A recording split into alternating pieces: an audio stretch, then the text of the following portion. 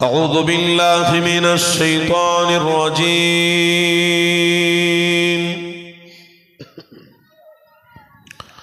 بسم الله الرحمن الرحيم.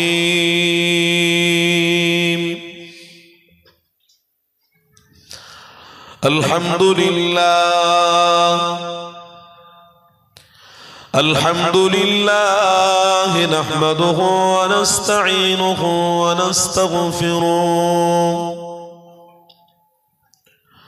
ونعوذ بالله من شرور أنفسنا ومن سيئات أعمالنا.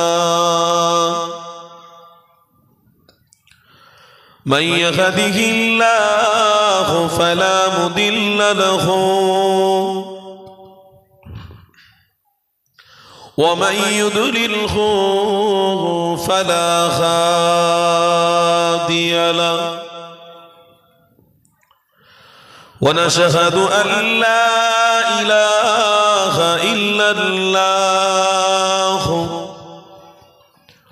وحده لا شريك له. ونشهد أن سيدنا وحبيبنا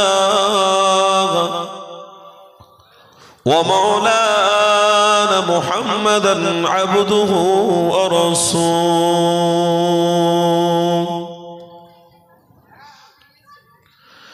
أما بعد فيا أيها الغادرون رحمنا ورحمكم الله.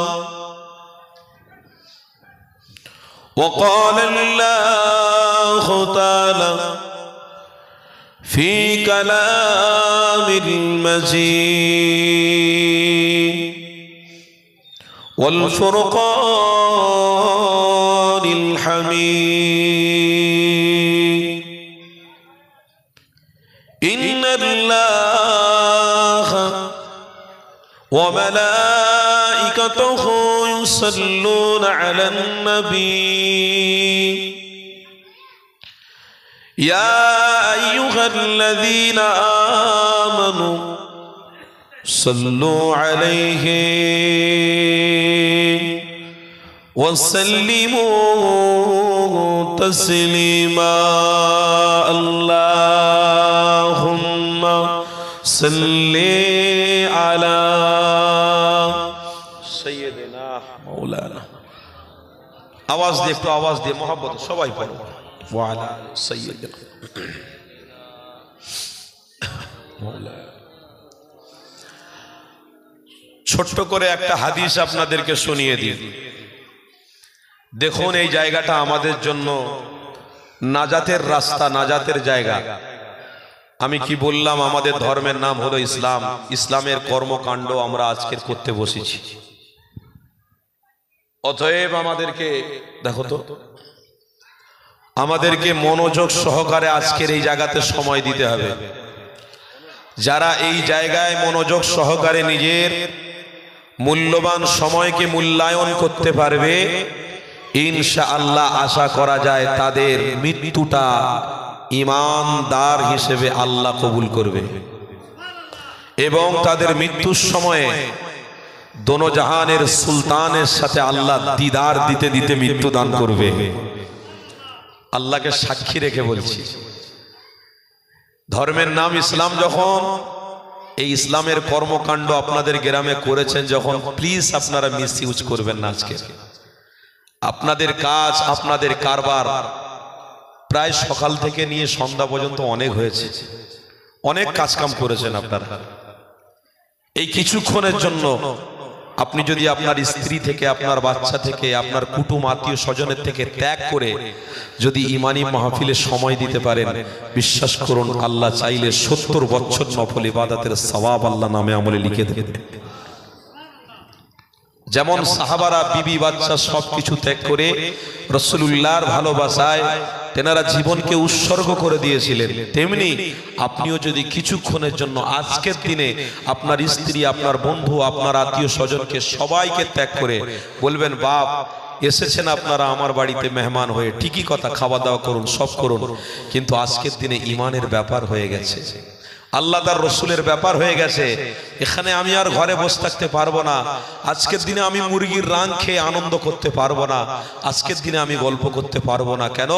আমার গল্প থেকে আল্লাহর রসুলকে ভালোবাসাটা আমার প্রয়োজন হয়ে পড়েছে। আমার গল্প যদি আল্লাহ বেঁচিয়ে রাখে, ফের আগামী কালকে দেখা হলে গল্প করব চায়ের দোকানে বসে। আল্লাহ যদি বেঁচিয়ে রাখে, আবার পরশুদিন আমি তোমাদেরকে ডেকে ভালো করে বিরিয়ানি, কোপ্তা, কাবাব করে খাইয়ে দেবো। আল্লাহ যদি বেঁচিয়ে রাখে, আবার পরের সময় আমি তোমাদেরকে ডেকে সুন্দর সুন্দর জিনিস উপহার দিতে পারবো। কিন্তু আজকের দিনে তোমরা এসেছো ইমানি মাহফিলের জন্য, অতএব ইমানি মাহফিলটা আমাদের জন্য যথেষ্ট। যেখানে ইমানদাররা ইমানি মাহফিলে আসে, সেখানে আল্লাহর রহমত, নিরাপত্তা, বরকত তাদেরকে আল্লাহ দান করে দিয়ে থাকে। তা আজকের আমরা সেই ভালোবাসা নিয়ে এসেছি। ছোট্ট একটা হাদিস আমার মনে পড়ে গেল, নাসাই শরীফের হাদিসের মধ্যে আছে, আমার আল্লাহ বলছেন, যদি কোনো বান্দা আমার ইমানি মাহফিল পায়, তারা জমিনে বসে বসে ভালোবাসার সাথে, মহব্বতের সাথে যদি দরুদ শরীফ পড়তে পারে, বলছে ওই দরুদের নাজরানা আমার নবীর দরবারে নাম সহকারে আল্লাহ পৌঁছে দিয়ে থাকে। আমরা আজকের ইমানি মাহফিল পেয়েছি জ্যান্ত অবস্থাতে, মৃত অবস্থা নাই, মরে গেলে সব শেষ। মরে গেলে না আর হাত চলবে, না পা চলবে, না চোখে দেখতে পাবেন, না নিজের বউয়ের খোঁজ হবে, না বাচ্চার খোঁজ হবে, শুধু কবরের মধ্যে অন্ধকার ঘরে যদি ভালো কাজ করে যান তো জান্নাতের বিছানায় শুতে পারবেন, আর যদি অন্যায় করে যান তো শুধু আযাব আযাব, ইয়াউমাল কবরে শুধু আযাবই আযাব হতে থাকবে। তাই বলছি বন্ধু, ফিরে আসো। আপনাদের এই গ্রামের ঐতিহ্য, সম্মান, এই ইমানি মাহফিলের খুঁটিটা আপনারা মজবুত করে যদি ধরে রাখতে পারেন, তো আপনাদের জন্য সম্মান হলো জান্নাত। জোরে বলো, হ্যাঁ, এটা হলো আপনাদের নৈতিক দায়িত্ব। তাই বন্ধু, আমলে যখন বসেছি, ভালোবাসার সাথে, প্রেমের সাথে আমরা আমল করব। দরুদ ভালোবাসার সাথে পড়বো জবান খুলে। এই দরুদের নাজরানা আমার নবীর দরবারে যদি নাম সহকারে পৌঁছে যায়, ইনশাআল্লাহ জান্নাতে যাওয়া আমাদের জন্য সহজ হয়ে যাবে। নবীর দরবারে নাম পৌঁছে গেলে আমাদের রাস্তা ক্লিয়ার। আমার নাম যদি মুখ্যমন্ত্রীর কাছে পৌঁছে যায়, প্রধানমন্ত্রীর কাছে পৌঁছে যায়, রাষ্ট্রপতির কাছে পৌঁছে যায়, তাহলে রাষ্ট্রপতির কাছে গিয়ে দাঁড়ানো বাকি থাকবে, তিনি চিনতে আমাকে দেরি করবে না। আমার রাসূলুল্লাহর সাথে আমাদের সাথে যদি সম্পর্ক হয়ে যায়, নাম যদি আমার নবীর দরবারে হয়ে যায়, পৌঁছে যায়, হাজিরা যদি হয়ে যায়, ইনশাআল্লাহ আল্লাহ আপনাকে খুশি খুশি ওয়েলকাম টু জান্নাতে দাখিল করিয়ে দেবে। তাই বাপ, জবান খুলে ভালোবাসার সাথে, প্রেমের সাথে একটু দরুদ শরীফ পড়া যাবে, পড়া যাবে। আমলে বসেছি মুখে কিচ্ছু দিয়ে নয়, জবান খুলে চোখ দুটো বন্ধ করে সবুজ গম্বুজের নিচে কথা মনে করে মোহাব্বতের সাথে দরুদ শরীফ পড়ুন। বিশ্বাস করুন, আল্লাহ আমাদেরকে এর ওসিলায় নাজাত দিতে পারে। প্রত্যেকটা আমলে, প্রত্যেকটা আমলের মধ্যে আল্লাহ ভালাই রেখেছেন। ওয়া আহসিনু ইন্নাল্লাহা ইউহিব্বুল মুহসিনিন। আল্লাহ পবিত্র কোরআনে বলছেন, তোরা প্রত্যেকটা আমল নিষ্ঠার সাথে কর, ভালোবাসার সাথে কর, দরদের সাথে কর। যেমন তোর মেয়েকে বিবাহ দেওয়ার সময় তুই কি করিস? জামাইকে একটা বাইক দিলে ভালো হতো না? একটা ভালো আয়োজন করলে ভালো হতো। আমার মেয়ে জামাই, আমার জামাই আসবে, জামাইয়ের সাথে আরো বন্ধু বান্ধবরা তারা আসবে, তারা সব এসে খাওয়া দাওয়া করবে। একটু মুরগির আইটেম করলে হয়, একটু গরুর আইটেম করলে হয়, একটু খাসির আইটেম করলে হয়। সুন্দর সুন্দর আধুনিক ব্যবস্থা ভাবে আমার মেয়েকে আমি বিবাহ দিতে চাই, বিদায় দিতে চাই। বাপের কত আশা, বাপের কত ভরসা, বাপের কত আশা আমার জামাইয়ের বন্ধুরা গাবে। এ যুবক, যখন জামাইরা আসে, খায়, দিল জান ঠান্ডা হয়ে যায়। তাই আপনাদেরকে বলছি বন্ধু, কত ভালোবাসা দিয়ে আপনার জামাইয়ের খিদমত করছেন। পেটে খাওয়ার জন্য রাতকে দিন, দিনকে রাত করে আপনি ইনকাম করে একতলা ঘর থেকে দুতলা ঘরের জন্য চেষ্টা করছেন। বন্ধু, ওগুলো তো সব দুনিয়ার ব্যাপার ছিল। আর আপনি আজকের যে সময়টাকে মূল্যায়ন করতে এসেছেন, এই সময়ে যদি আপনার দরদ থাকে, প্রেম থাকে আল্লাহ তার রসুলের, ইনশাআল্লাহ ওয়া আহসিনু ইন্নাল্লাহা ইউহিব্বুল মুহসিনিন, তোমার জন্য আল্লাহ ওয়েলকাম টু জান্নাত রেখে দিয়েছে। তাই আসুন, যখন আল্লাহ এই পর্যন্ত আনিয়েছে তার মানে আমরা জান্নাতি। বলুন ইনশাআল্লাহ, এই জোরে বলেন ইনশাআল্লাহ। আল্লাহ যখন এই পর্যন্ত কবুল করেছেন মানে নিঃস্বার্থে, একদম নির্ভাবনায় আপনি থাকতে পারেন আপনি জান্নাতি। এখানে যে আসছে অবশ্যই আল্লাহর আরশের ছায়াতে সে থাকতে পারবে, কোনো সন্দেহ নেই। কেন? এটা রহমতের ছায়া। যেখানে আল্লাহ রসুলের কথা হয় এটা রহমতের ছায়া হয়ে যায়। যেখানে আল্লাহ তার রসুলের কথা হয় সেখানে আল্লাহর ফেরেশতারা যাতায়াত করে। অতএব আমরা আমল করতে বসেছি যখন, দরুদ শরীফ পড়বো ভালোবাসার সাথে, জবান খুলে মহব্বতের সাথে, একটু ভালোবাসার ধৈর্য সহকারে আমরা সবাই দরুদ পড়ি। পড়ুন জবান খুলে দরুদ শরীফ। আল্লাহুম্মা সাল্লি আলা সাইয়্যিদিনা, ওই থাক না, কে ফোন করবে, ওয়া আলা আলি সাইয়্যিদিনা মাওলানা।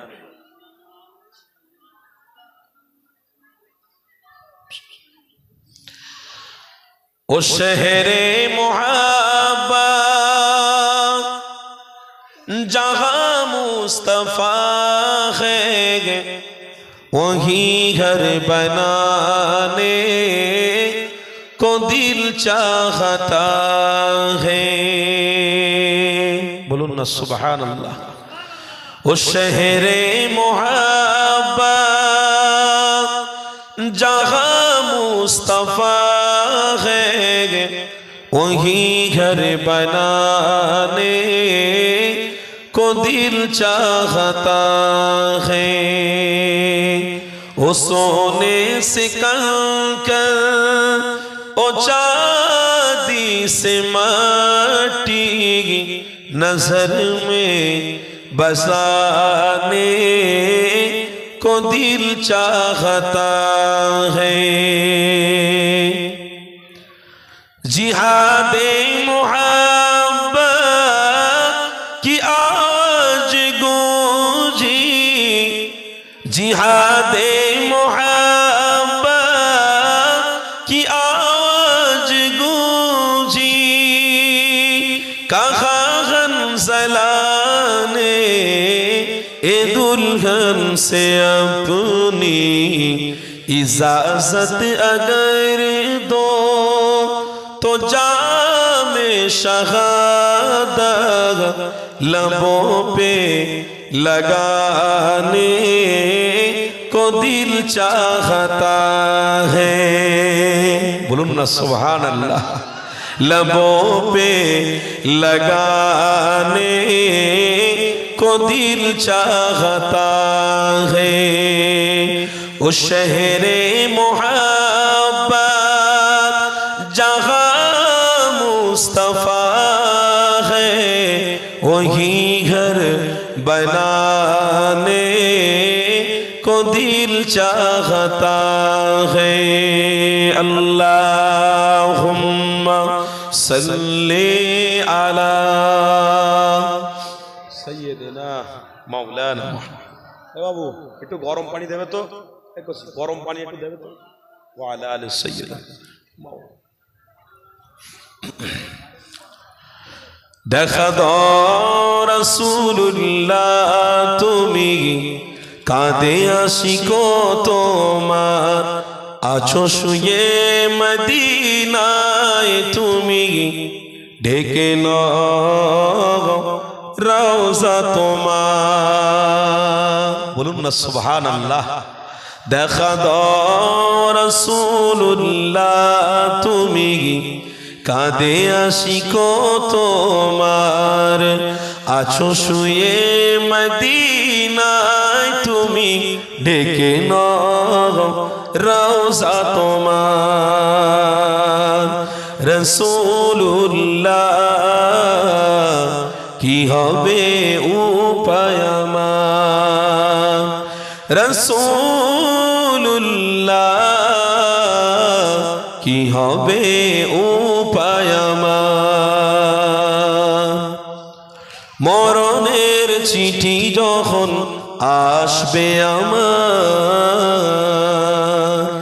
কালিমার তালকিন দিও বারে বার, প্রাণ জুড়ে দেখব চেহারা তোমার, ডেকে নাও রওজা তোমার। জোরে হবে না? একটু আওয়াজ দিয়ে ইমানদারদের জোশ তাকবীর দেন না, নারে তাকবীর।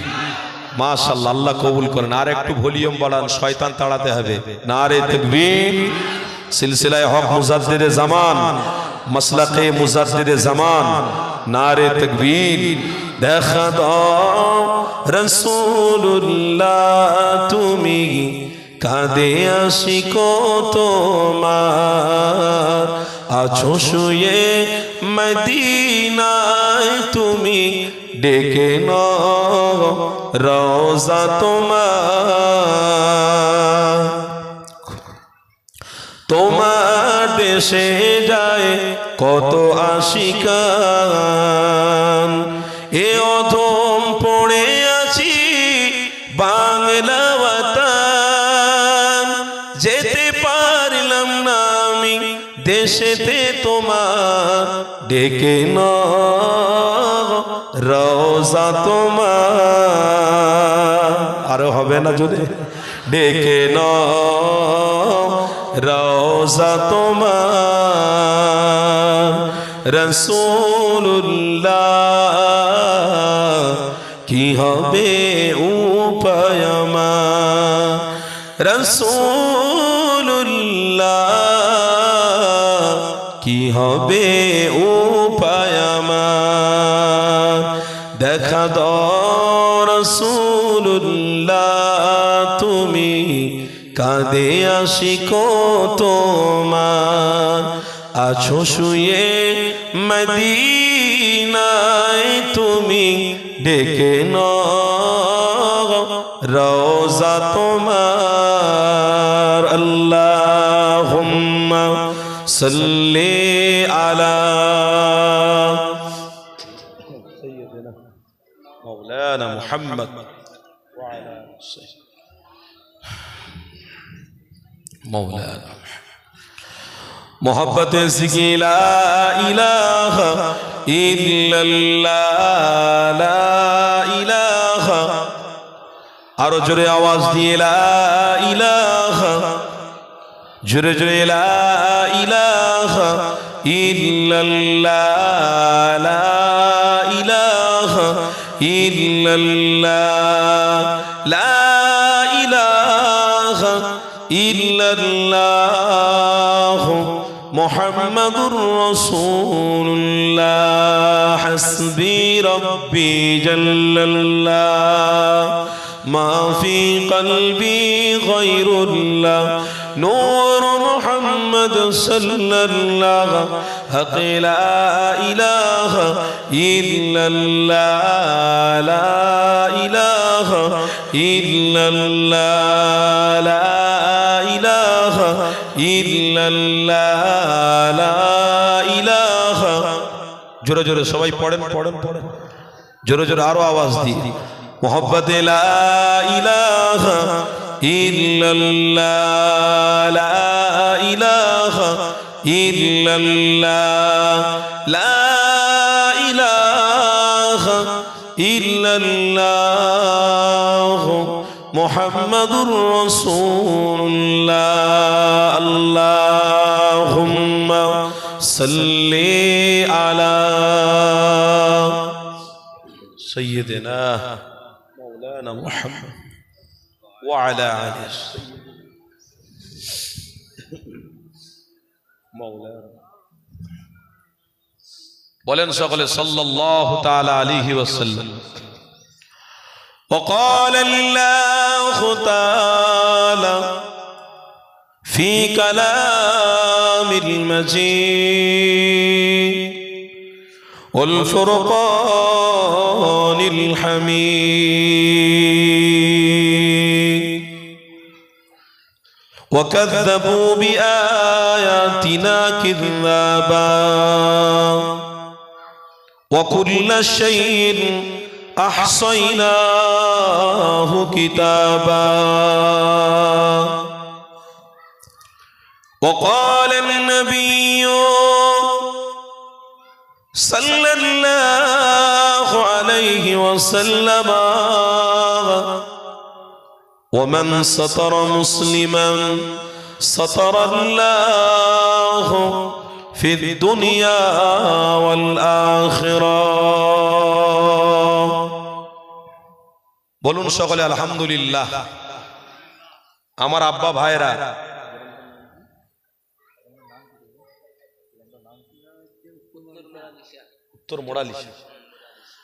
উত্তর মোড়ালিশায় গ্রামের আমার বাপ ভাইদের প্রচেষ্টায়, গ্রামবাসীর সহযোগিতায় আলহামদুলিল্লাহ যে এত সুন্দর মাহফিল কায়েম করা হয়েছে। কি গো, এতে আপনারা খুশি তো নাকি?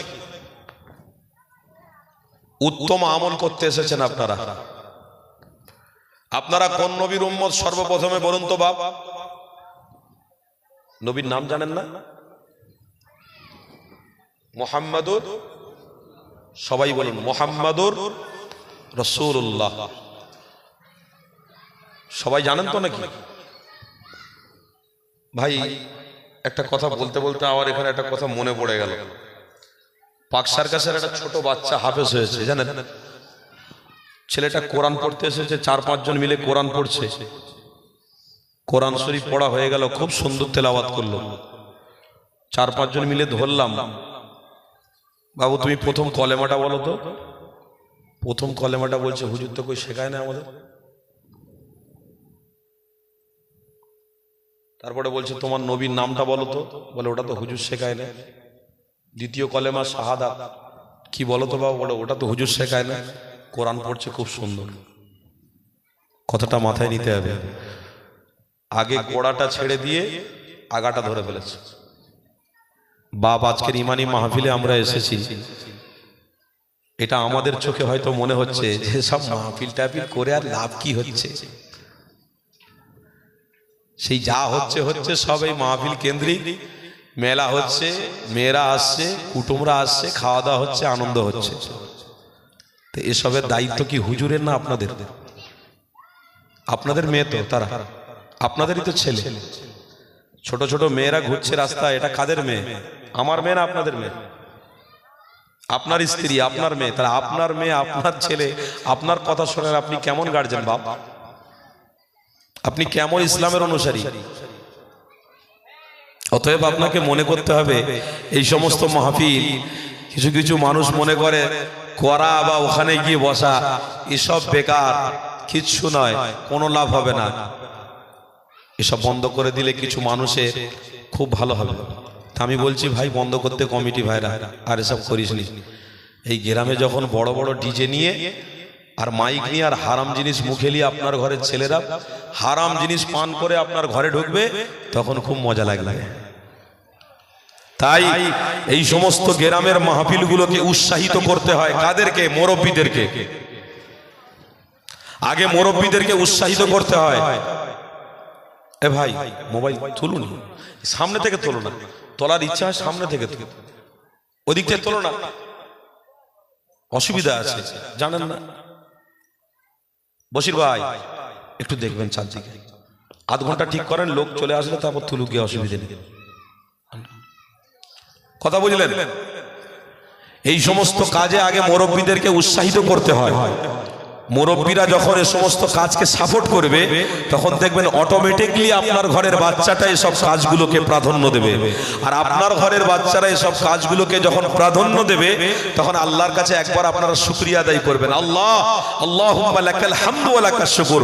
অন্তত আমার ছেলে কিছু করুক না করুক, ইমানি মাহফিলে এসে বসেছে, আমি বাপ হয়ে আমার বড় আনন্দ হচ্ছে। আল্লাহ কিছু করতে পারিনি, এই পর্যন্ত এসেছে, আমি আপনার হাতে ছেড়ে দিলাম, আপনি তাকে হেদায়েতের রাস্তায় কবুল করে। বলুন আল্লাহুম্মা আমিন। এই চেষ্টাটা তো করা যায়। এতটুকু চেষ্টা আমরা না করে বরঞ্চ আমরা বিরোধী করি। আমি যখন গাড়ি নিয়ে আসছিলাম, দুটো ছেলে আমাকে আনতে গিয়েছিল। আমার গাড়িতে ছেলে থাকে, আমার ড্রাইভার ভাইকে আমি বলছিলাম, দেখো ছোট ছোট বাচ্চারা, কত বছর বয়স, হাইয়েস্টলি হয়তো 25 হবে, 22 বছর মনে হচ্ছে এরা কমিটি। দুটো ছেলেকে দেখে এত ভালো লাগছিল, বাইক চালিয়ে আমাকে নিয়ে আসছিল, খুব দেখে আনন্দ হচ্ছিল। বিশ্বাস করুন যে আজকের এই যুবক ছেলেরা যদি এই সমস্ত কাজে লিপ্ত না থাকতো, তাহলে আজ 26শে জানুয়ারিতে কি করতো, 1 জানুয়ারিতে কি করতো, 25শে ডিসেম্বরে কি করতো। কি সুন্দর বাচ্চা ছেলে দেখো, দাঁড়ি রেখেছে, ছোট ছোট কুচকুচে দাঁড়ি বেরিয়েছে, ছোট ছোট দাঁড়ি গজিয়েছে। এই সমস্ত ছেলেরা দেখো কি সুন্দর কমিটি, খুব ভালো লাগছে। আমি বলতে বলতে আসছিলাম, এতে আপনারা খুশি নন? বলুন খুশি নন? বলছে ওই গ্রামের মানুষরা ভাগ্যবান যে গ্রামের বাপেরা সন্তানের জন্য দোয়া চায়, আল্লাহ আমার ছেলেকে হেদায়েতের রাস্তায় আপনি যতদিন না আনবেন ততদিন আমাকে মৃত্যু দেবেন না, আল্লাহ আমার বাচ্চাকে হেদায়েতের রাস্তার জন্য আপনি কবুল করুন, ইসলামের সৈনিক হিসেবে আপনি কবুল করুন, রাসূলুল্লাহর সৈনিক হিসেবে আপনি কবুল করুন। আমি বাপ যেন দেখে মরতে পারি আমার বাচ্চা নামাজ পড়ছে আর আমি তার পরদিন মরে যাই। আল্লাহ এর ওসিলায় হয়তো হতে পারে আপনি খুশি হয়ে আমাকে নাজাত করে দেবেন। কোনদিন এই চেষ্টা করেছেন?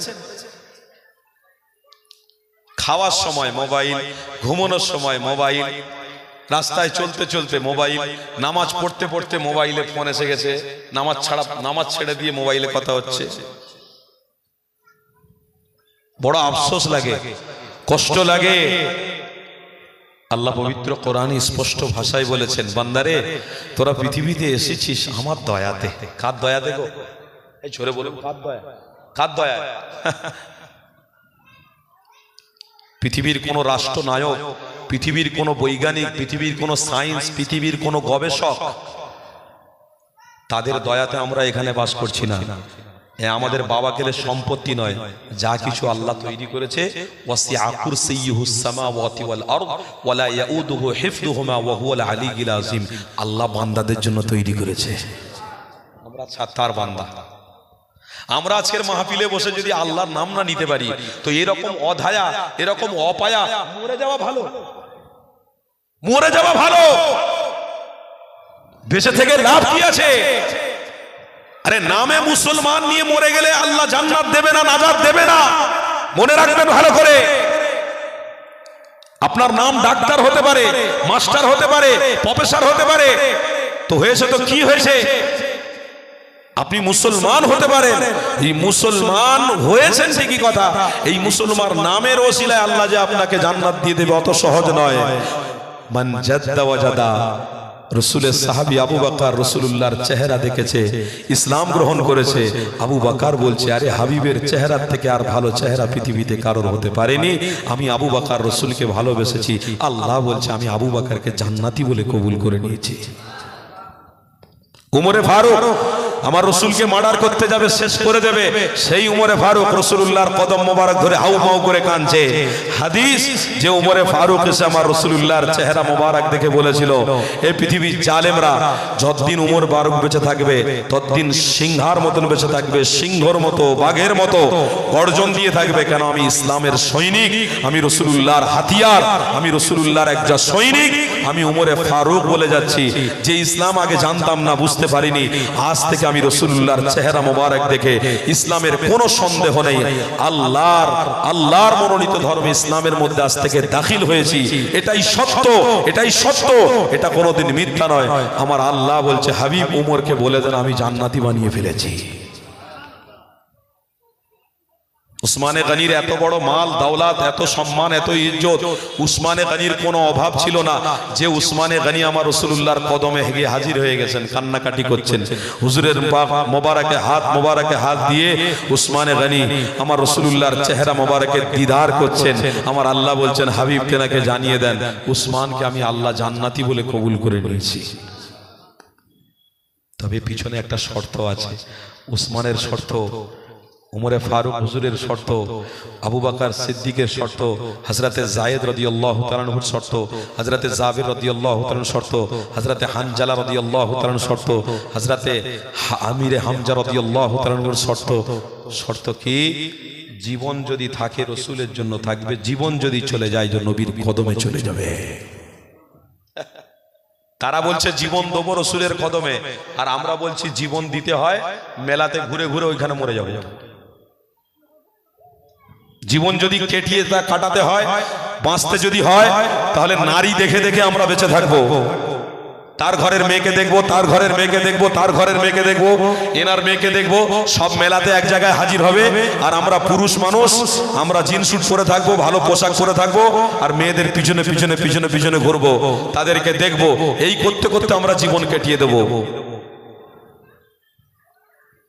কি হওয়ার দরকার ছিল আপনি কি করছেন? কি করার দরকার ছিল আপনি কি করছেন? আপনার হুঁশ নেই যে আবু বকর সিদ্দিক কি করার দরকার ছিল, কি করেছেন? আবু বকর সিদ্দিক যেটা করার দরকার ছিল সেটা রাসূলুল্লাহর কদমে করে দেখিয়ে দিয়েছেন। তাই তো আবু বকরকে আল্লাহ জান্নাতি বলে কবুল করেছে।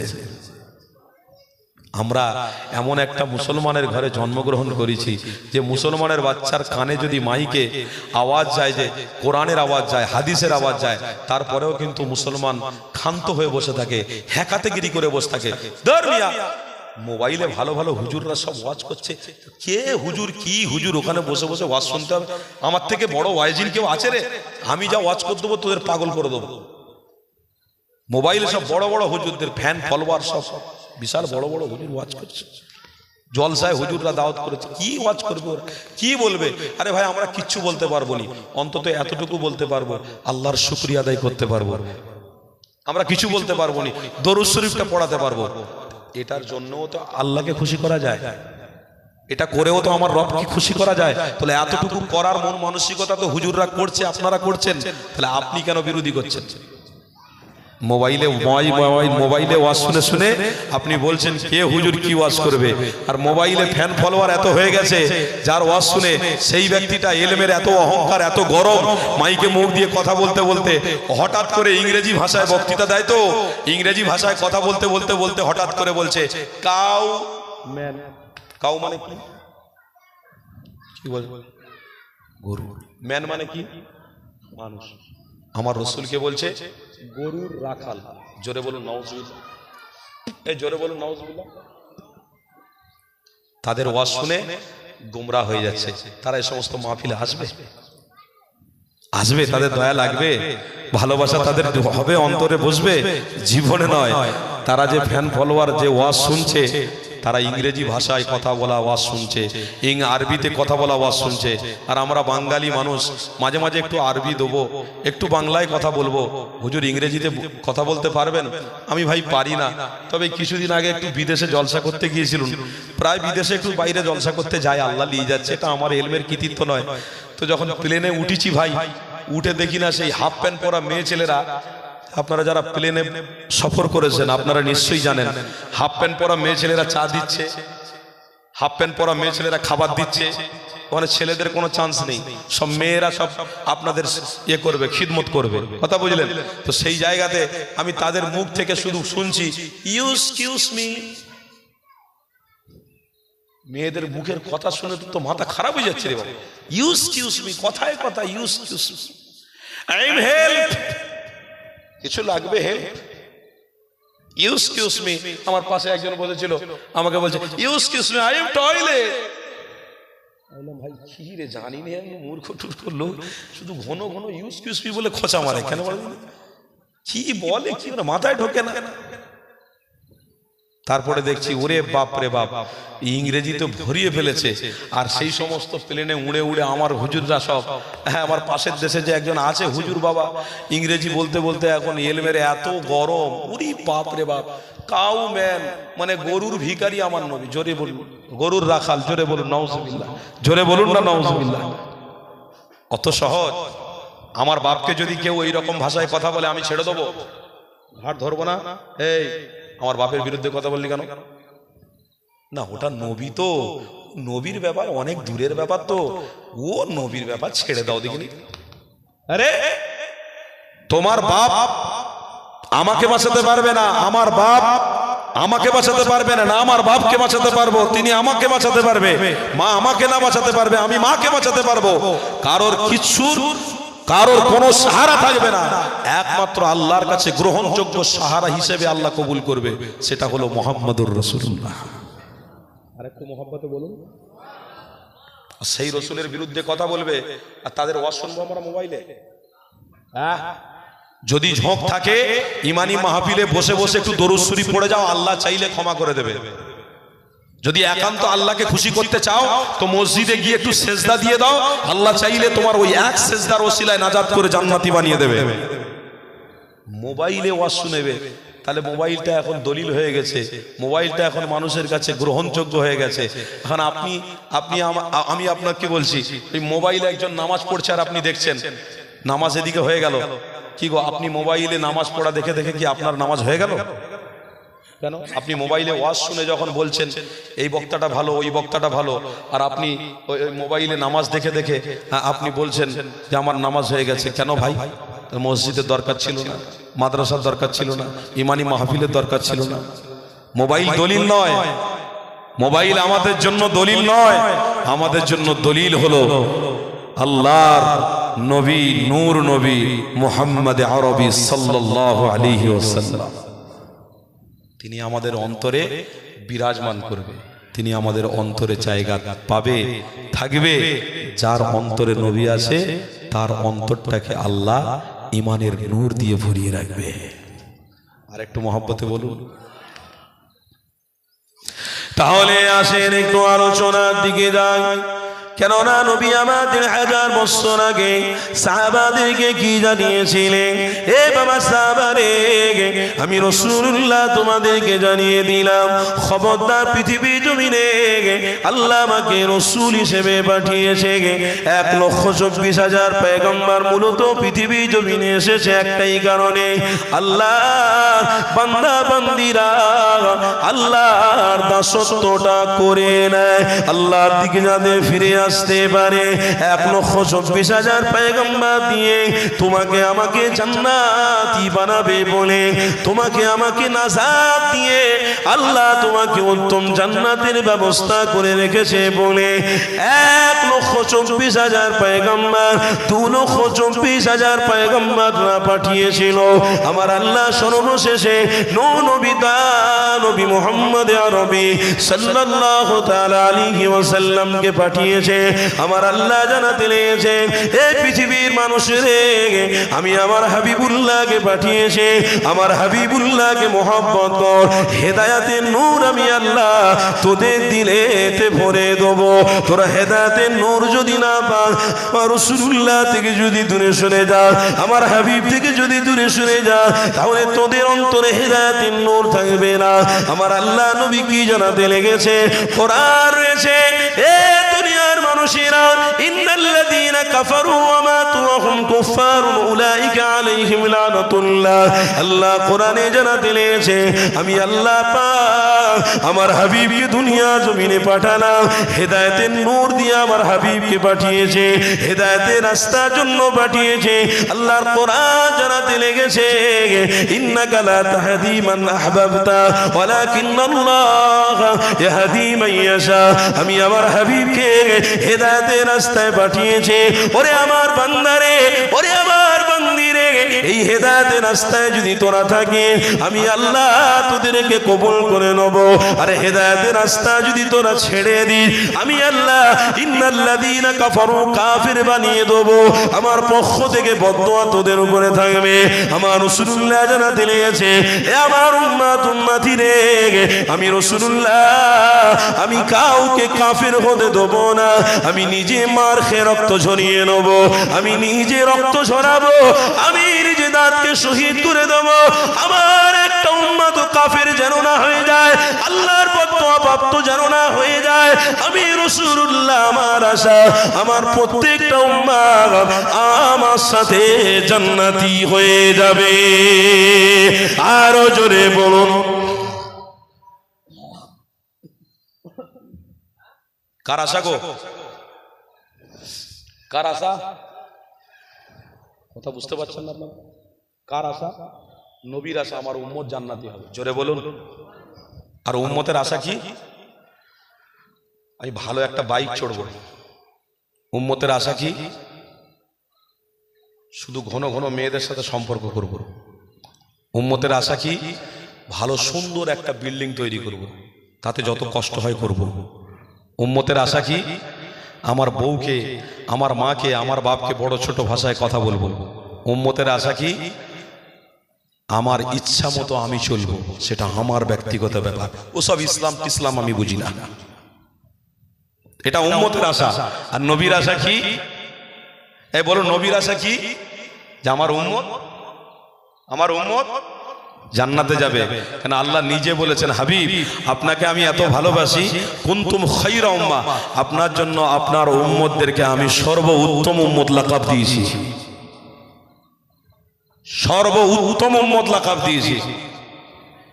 আর সেই নবী আমার কষ্ট করছে, সেই নবী আমার হেদায়েতের রাস্তা দেখাচ্ছে, সেই নবী আমার সঠিক রাস্তা দেখাচ্ছে।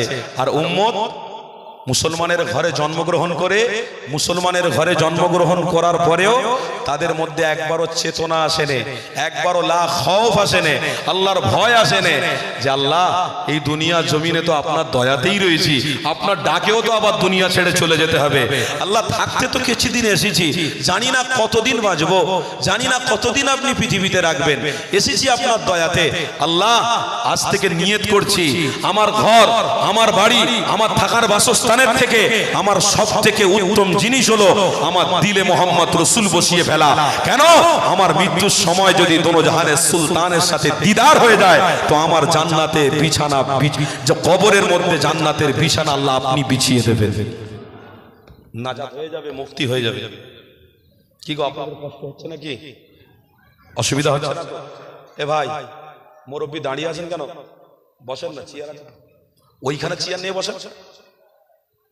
কমিটিরা কত সুন্দর ব্যবস্থা করেছে, দেখো চেয়ারের ব্যবস্থা করেছে, মাটিয়েও বসতে দেয়।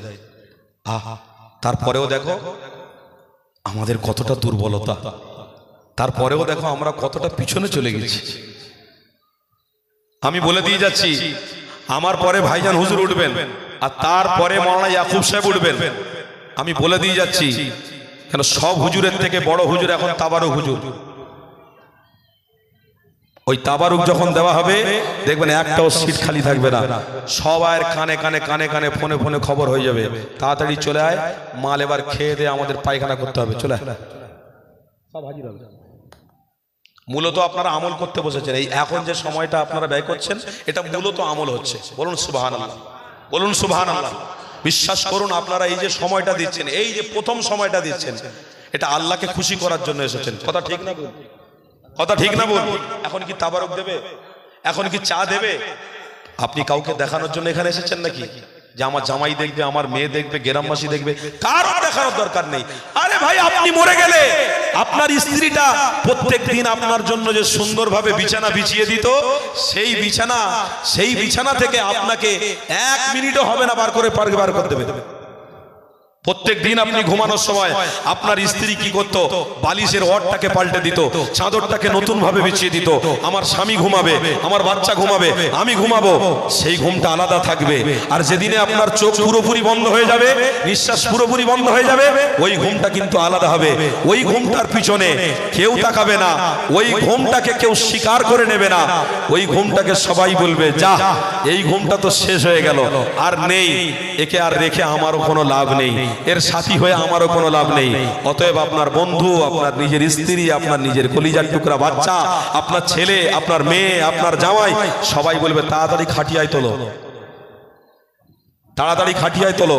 খাটিয়ায় তুলে ইমামতির সামনে রেখে ইমাম বলবে, নাওয়াইতু আন উআদ্দিয়া আরবা তাকবীরাতিস সালাতিল জানাজাতি ফারযিল কিফায়াতি আসসালামু লিল্লাহি তাআলা ওয়াস সালাতু আলান নবী ওয়াদ দুআউ লিহাদাল মাইয়িত আনা ইমামুল লিমান হাদারা ওয়া মান ইয়াহদুর। ইমাম সাহেব নিয়ত বেঁধে নেবেন, আর আপনারা ইক্তাদাই তো বিহাদাল ইমাম বলে নিয়ত বেঁধে নেবেন, মাটি দেবেন, ছেড়ে চলে আসবেন। আর মনে থাকবে তো? এই বলুন, আর মনে থাকবে তো? হ্যাঁ, কত আচ্ছা আচ্ছা লোক চলে গেল, আর আমরা তো সামান্য পিঁপড়ের থেকে অদম। কত বাবু চলে গেছে, কি গো আপনাদের অসুবিধা হচ্ছে? হ্যাঁ, কত রাজা, কত মহারাজা চলে গেল, তাদের কথার স্মরণ নেই রে বাপ। কত ইতিহাস পড়বে, আমি নিজে থাকবো নি তো ইতিহাস করছি, নিজে বেঁচে থাকবো না তো ইতিহাস, কত ইতিহাস, সব ইতিহাস মাটির সাথে মিশে যাবে। তবে শুনে রাখুন, মুহাম্মদ রাসূলুল্লাহর প্রেমিকদের অস্তিত্ব কিন্তু দুনিয়ায়ও থাকবে, ইয়াউমাল কবরেও থাকবে, কিয়ামতের দিনেও থাকবে। আর সেই রসুলকে ভালোবেসে আপনারা সময় দিচ্ছেন, সেই আল্লাহকে খুশি করার জন্য আপনারা সময় দিয়েছেন। এই সময়টা হচ্ছে উত্তম সময়, যে সময়টা দিচ্ছেন এটা হলো সব থেকে উত্তম সময়। যা আসেন আলোচনার দিকে যান, যে আলোচনা আপনাদের সামনে রেখেছিলাম এই আলোচনার দিকে আবার ফিরে যান। আহারে নবী আমার কি জানাতে এলেছে, এ পৃথিবীর মানুষেরা, আমি রাসূলুল্লাহ তোমাদের কাছে এসেছি হেদায়েতের রাস্তা দেখাতে, জান্নাতের রাস্তা দেখাতে, ঈমানদার হিসেবে তোমাদেরকে ঈমানি রাস্তায় রাখতে এসেছে। আমার হাবিবুল্লাহ যখন কথাটা বলতে শুরু করেছে, আমার আপনার মতো মানুষগুলো আমার হাবিবকে বড় ছোট ভাষায় কথা বলতে লেগেছে। এই যুবকেরা, তরুণীরা, আমার হাবিবুল্লাহ কিন্তু এই রাস্তা ছেড়ে দেয় রে গো। আমার হাবিবুল্লাহ রক্ত ঝরিয়েছিল, আমার নবী পাক দাঁতকে শহীদ করে দিয়েছিল, তবুও কিন্তু উনি রাস্তা ছেড়ে দেয়নি। কেন? তিনি জানে আমার উম্মতিদের জন্য আমি নবী পাককে আল্লাহ রহমত, নাজাত, মুক্তির ব্যবস্থা করে পাঠিয়ে দিয়েছে। আমার আল্লাহ নিজে কোরআনে কি জানাতে লেগেছে শোনো, আমার হাবিবের বিষয় জানাতে লেগেছে। এ দুনিয়ার মানুষের আমি আমার হাবিবকে কতটা সম্মান দিয়েছি দেখো। আমার আল্লাহ নিজে জানাতে লেগেছে, ইয়া আইয়ুহান নবী, ইয়া আইয়ুহার রাসূল, ইয়া আইয়ুহাল মুযাম্মিল, ইয়া আইয়ুহাল মুদ্দাসসির। আমার হাবিবুল্লাহকে আল্লাহ সম্মান দিয়ে ডাকতে লেগেছে। আমার হাবিবকে কতটা মর্যাদা আল্লাহ দিতে লেগেছে। এ উম্মতরে, তোমরা হাবিবকে মর্যাদা দিচ্ছ না কেন? ঈমানদার হিসেবে তোমরা কোনোদিন গণ্য হবে না।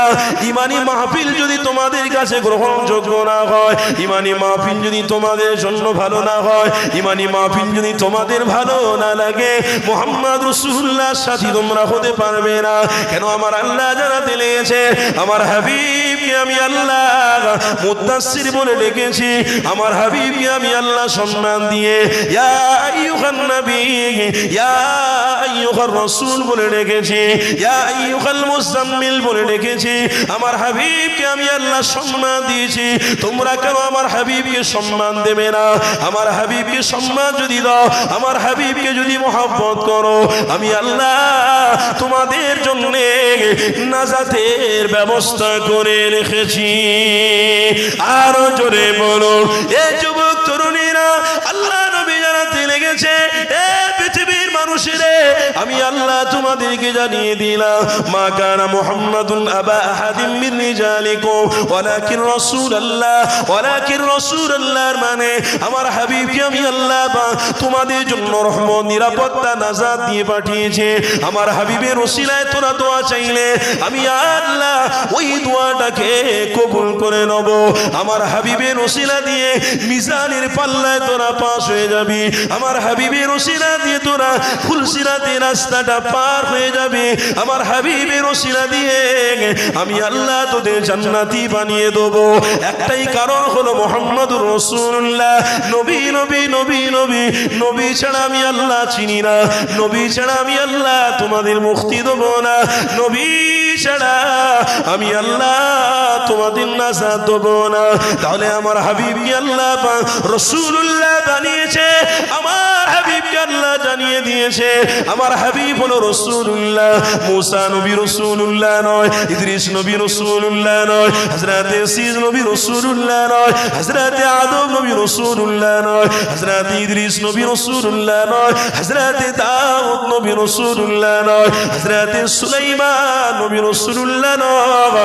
আমার রাসূলুল্লাহ হলো আমার আল্লাহ সবথেকে প্রিয় নবী। আরো জোরে বলুন। কি গো, আমার ভাষা আপনারা বুঝতে পারছেন তো নাকি?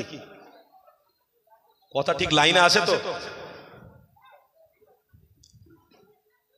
নবীকে বাদ দিয়ে কার আলোচনা করব? যে পেশাব করে দাঁড়িয়ে দাঁড়িয়ে তার আলোচনা করে নাজাত পাবো? হ্যাঁ, সব থেকে আলোচনার শ্রেষ্ঠ আলোচনা হলো মুহাম্মদ রাসূলের আলোচনা। আরে উম্মত যদি দিল ভরতে চাও, অন্তরে শান্তি আনতে চাও, তো নবী নবী করো, আল্লাহ তোমাকে মহব্বত করে নেবে, আল্লাহ তোমাকে কবুল করে নেবে। উত্তম আলোচনা হলো মুহাম্মদ রাসূলের আলোচনা। কার আলোচনা করব আমি ভাই? কিছু কিছু মানুষ বলে হুজুরদের কাছে এই নবী ছাড়া আর কিছু নেই। আমি বলি ভাই, তোমার নানার যদি আলোচনা করি, তোমার দাদার যদি আলোচনা করি, বলো কিয়ামতের দিনে বা কবরে তোমার নানা আমার সাথে হবে তো? মিজানের পাল্লাটা আল্লাহ পার করাবে তোমার নানার ওসিলায় তো, তোমার দাদার ওসিলায় তো? তাহলে তোমার নানার আলোচনা করি, কোরআনটা বাদ দি, হাদিসটা বাদ দি। অত সহজ নয়। 250 গুড়ে 1 কেজি হয় না গো, কথা বুঝছেন না? 250 গুড়ে 250 হবে। তুমি 250 লোক 250 জায়গা থাকো, আর রাসূলুল্লাহকে তো আল্লাহ তামাম উম্মতের জন্য কান্ডারি বানিয়ে দিয়েছে। ও ঠেলা মারছো কোথায়? কোথায় ঠেলা মারছো? মোবাইলে মেয়েদের ছবি দেখে দেখে চোখ ঠিক আছে তো? মেয়েদের ছবি দেখে দেখে আর কানে মেয়েদের সাথে কথা বলে বলে ফোনে দিমাগ মাথা সব ঠিক আছে তো? ঠিক থাকবে কি করে? একটা নায়ককে নিয়ে এসে হই হই করা হচ্ছে, 20 কোটি টাকা, 1 কোটি টাকা, কোথায় 50 লক্ষ টাকা, কোথায় 70 লক্ষ টাকা। আর একটা হুজুরকে দাওয়াত দেওয়া হলো, হুজুর কত টাকা দিতে হবে? বল দিস বাবা, একটু বিবেচনা করে দিস, গাড়ি টাড়ি নিয়ে যাবো তো।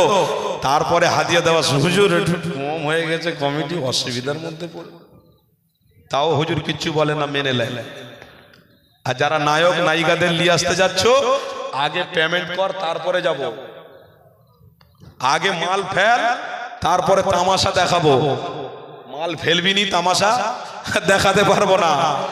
আগে মাল, তারপরে কাজ। সে এসে তুই যদি বকিস আর না বকিস, তুই যদি তাকে গালও দিস, তার ইচ্ছা সে নাও বলতে পারে, চলে যাবে। কারণ টাকা তো তোকে দেওয়া হয়ে গেছে, টাকার প্যাড হয়ে গেছে। আর সেই সমস্ত লোককে নিয়ে এসে হই হই করছে আমার ঘরের মুসলমানের বাচ্চারা। লাইন কি? উরি বাপ রে বাপ, বিনা তাওয়ারুকে, বিনা চায়েতে হাজার হাজার দর্শক। মুক্তির ব্যবস্থা হয়ে যাবে। অর্কেস্ট্রার আজকের করতে আসছে এমন একটা নারী, বোম্বে থেকে আসছে, যে নারীটা পুরো সমাজকে একদম জান্নাতে নিয়ে যাবে। জোরে বলুন নাউজুবিল্লাহ, এই জোরে বলুন নাউজুবিল্লাহ। ছেলেদের ভিড়, ছেলেরা কি দেখতে যাচ্ছে সে তো আমরা ভালো করেই বুঝতে পারছি। মেয়ে জান্নাতে নিয়ে যাবে, সব খুলে নেবে। সোনা থাকলেও খুলে নেবে, আংটি থাকলেও খুলে নেবে, চুড়ি থাকলেও খুলে নেবে। এই সেদিনে বাঁকুড়া জেলা জলসা থেকে ফিরছি, ফেরার পথে দেখি না একটা গাড়ি, 4 চাকা গাড়ি উল্টে হাই রোডে পড়ে আছে। আমি রাস্তা থেকে যেতে যেতে দুজন ছেলেকে দেখছি, ভাই গাড়ির কাঁচ ভেঙে দেখি না তার মোবাইল খুঁজছে, তার টাকা খুঁজছে। এসব ধরনের লোক আছে না নেই? তারা উপকার চায় না, তারা আগে চায় যে কি করে তার কাছ থেকে নিয়ে নেবো, তারপরে উপকার কিয়ামতের দিন হবে না হবে দেখা যাবে। ব্যাস, সে তার কাজ করছে। আমি হঠাৎ করে দেখে একটা গাড়ি উল্টে গেছে, হই হই করছে মানুষ ভিতরে, যে ড্রাইভার বেরোতে পারছে না। তাড়াতাড়ি গাড়ি দাঁড় করে উঠে এসে গাড়ির কাঁচটাকে ভেঙে দিয়ে গাড়ি লোকটাকে বার করলাম। যে দুজনের ধান্দা খারাপ ছিল, ও দুজন আমাদের 4-5 জনের দেখে ছুট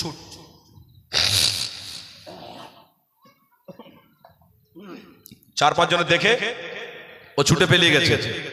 তারপরে আবার তুললাম, তুলে নিয়ে হুঁশ নেই পানি দিলাম, খানিয়ে খাওয়ালাম।